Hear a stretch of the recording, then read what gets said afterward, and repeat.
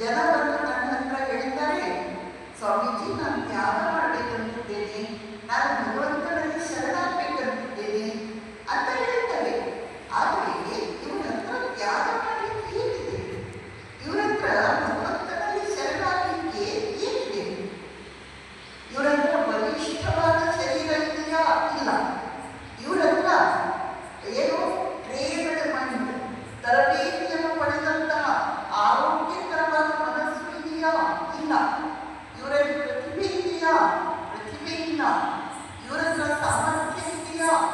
ಇಲ್ಲ. ಇನ್ನು ಇವರು ಏನನ್ನು ತ್ಯಾಗ ಮಾಡ್ತಾರೆ? ಸ್ವಾಮಿ ರಂಗನಾಥಾನಂದಜಿ ಹೇಳ್ತಾ ಇದ್ರು, ಒಂದು ಚೆನ್ನಾಗಿ ಬೆಳೆಸ್ಕೊಳ್ಳಿ ಶರೀರ, ಮನಸ್ಸು, ಬುದ್ಧಿಯನ್ನು, ಪ್ರತಿಭೆಯನ್ನು ಬೆಳೆಸ್ಕೊಳ್ಳಿ, ಅಹಂಕಾರವನ್ನು ಬೆಳೆಸ್ಕೊಳ್ಳಿ.